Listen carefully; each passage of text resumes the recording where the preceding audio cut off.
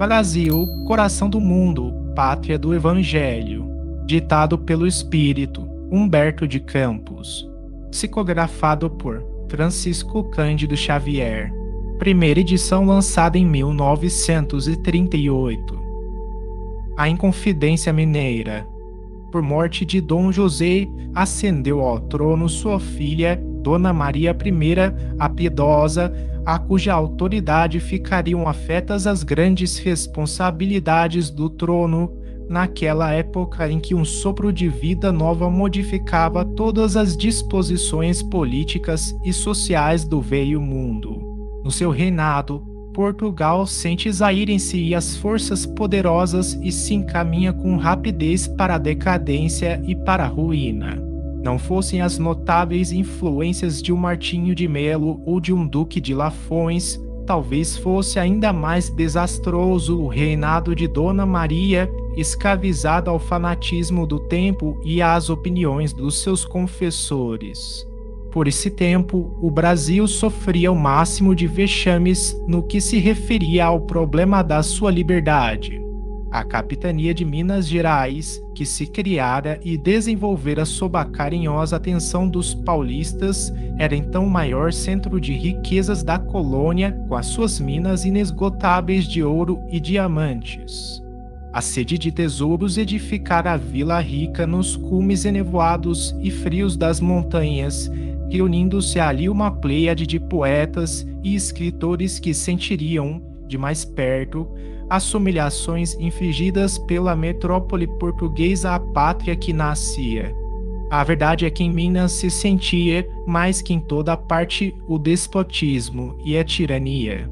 O clero, a magistratura e o fisco, juntos aos ambiciosos que aí se estabeleceram, apossavam-se de todas as possibilidades econômicas, presas de criminosa ânsia de fortuna.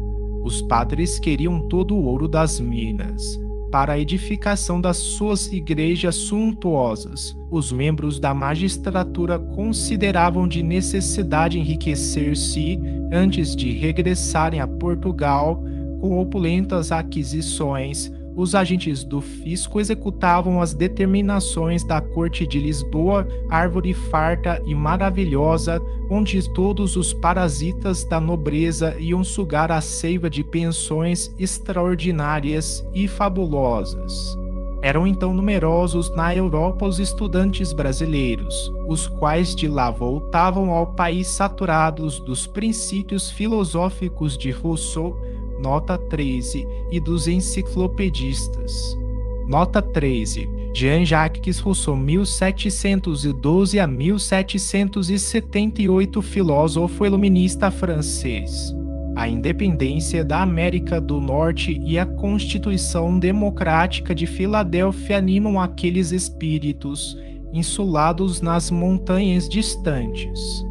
Por toda a capitania mais rica da colônia, desdobram-se quadros dolorosos da miséria do povo esmagado pelos impostos de toda a natureza. As coletividades de trabalhadores, conduzidas à ruína pelo malogro das minerações, não conseguiriam suportar por mais tempo semelhantes vexames. Em Minas, porém, uma elite de brasileiros considera a gravidade da situação. Intelectuais distintos se sentem compenetrados da maioridade da pátria que, ao seu ver, poderia tomar as rédeas dos seus próprios destinos. Iniciam-se os esboços da conspiração. Depois de algumas conversações em Vila Rica, das quais, entre muitos outros, participaram Inácio de Alvarenga, Joaquim José da Silva Xavier, Cláudio Manuel da Costa e Tomás Gonzaga, conversações em que foram adotadas as primeiras providências, a infiltração das ideias libertárias começou a fazer-se através de todos os elementos da capitania no que ela possuía de mais representativo. José Joaquim da Maia é enviado à Europa para sondar o pensamento de Jefferson, nota 14, embaixador da América do Norte em Paris, e angariar a simpatia dos brasileiros espalhados no velho mundo para o movimento libertador. Nota 14. Thomas Jefferson 1743 a 1826, principal articulista da independência americana e, mais tarde, presidente dos Estados Unidos da América. Outros estudantes, apaixonados pela emancipação da colônia, os conspiradores mandam a São Paulo e a Pernambuco, que formavam os dois centros mais importantes do país, com o objetivo de conquistar a adesão de ambos ao movimento. Todavia, nem Joaquim da Maia conseguiu o auxílio de Jefferson, que apenas chegou a se interessar moralmente pelo projeto, nem os seus companheiros obtiveram um compromisso formal das capitanias mencionadas para se articular o movimento revolucionário. Pernambuco estava refazendo as suas economias depois das lutas penosas de Recife e Olinda, e São Paulo se encontrava desiludido depois da Guerra dos Emboabas, na qual, muitas vezes, fora vítima da felonia e da traição. A Conjuração de Minas, contudo, prossegue na propaganda sem esmorecimentos, embriagados pela concepção da liberdade política, mas, dentro dos seus triunfos literários, afastados das realidades práticas da vida comum, os intelectuais mineiros não descansaram.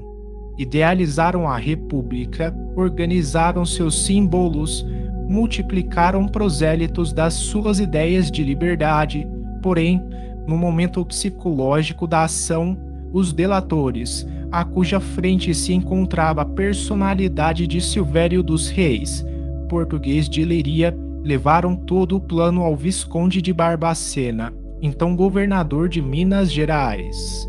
O governador age com prudência a fim de sufocar a rebelião nas suas origens e, expedindo informes para que o vice-rei Luís de Vasconcelos efetuasse a prisão do Tiradentes no Rio de Janeiro, prende todos os elementos da conspiração em Vila Rica, depois de avisar secretamente aos seus amigos do peito, simpatizantes da conjuração, quanto à adoção de tais providências, para que não fossem igualmente implicados. Aberta a devassa e terminado o vagaroso processo, são condenados à morte todos os chefes já presos. Os historiadores falam do grande pavor daqueles 11 homens que se ajuntavam, andrajosos e desesperados, na sala do oratório, para ouvirem a sentença da sua condenação após 3 longos anos de separação em que haviam ficado incomunicáveis nos diversos presídios da época. A leitura da peça condenatória pelo desembargador Francisco Alves da Rocha levou quase 2 horas. Depois de conhecerem os seus termos, os infelizes conjurados passaram as mais dolorosas e recíprocas recriminações. Os mais tristes quadros de fraqueza moral se patenteavam naqueles corações desiludidos e desamparados, mas, no dia seguinte, a dura sentença era modificada. Dona Maria I havia comutado anteriormente as penas de morte em perpétuo degredo nas desoladas regiões africanas, com exceção do Tiradentes, que teria de morrer na forca, conservando-se o cadáver insepulto e esquartejado, para escarmento de quantos urdissem novas traições à coroa portuguesa.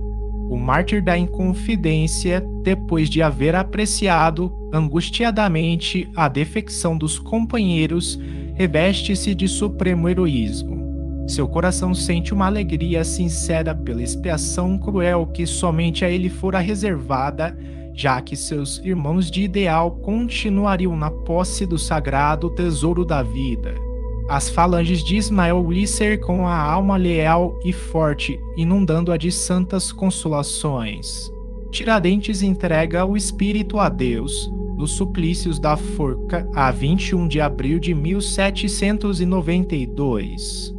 Um arrepio de aflitiva ansiedade percorre a multidão, no instante em que o seu corpo balança, pendente das traves do cadafalso, no campo da Lampadosa. Mas, nesse momento, Ismael recebia em seus braços carinhosos e fraternais a alma edificada do mártir. Irmão querido, exclama ele, resgatas hoje os delitos cruéis que cometeste quando te ocupavas do nefando mistério de inquisidor, nos tempos passados. Redimiste o pretérito obscuro e criminoso com as lágrimas do teu sacrifício em favor da pátria do Evangelho de Jesus, passadas a ser um símbolo para a posteridade, com o teu heroísmo resignado nos sofrimentos purificadores. Qual novo gênio surges para espargir bênçãos sobre a terra do cruzeiro em todos os séculos do seu futuro. Regozija-te no Senhor pelo desfecho dos teus sonhos de liberdade, porque cada um será justiçado de acordo com as suas obras. Se o Brasil se aproxima da sua maioridade como nação ao influxo do amor divino, será o próprio Portugal quem virá trazer até ele todos os elementos da sua emancipação política, sem o êxito incerto das revoluções feitas à custa do sangue fraterno, para multiplicar os órfãos e as viúvas na face sombria da terra. Um sulco luminoso desenhou-se nos espaços, a passagem das gloriosas entidades que vieram acompanhar o espírito iluminado do mártir que não chegou a contemplar o hediondo espetáculo do esquartejamento. Daí a alguns dias, a piedosa rainha portuguesa enlouquecia, ferida de morte na sua consciência pelos remorsos pungentes que a dilaceravam e, consoante as profecias de Ismael, daí a alguns anos era o próprio Portugal que vinha trazer, com Dom João VI, a independência do Brasil, sem o êxito incerto das revoluções fratricidas, cujos resultados invariáveis são sempre a multiplicação dos sofrimentos das criaturas, dilaceradas pelas provações e pelas dores, entre as pesadas sombras da vida terrestre.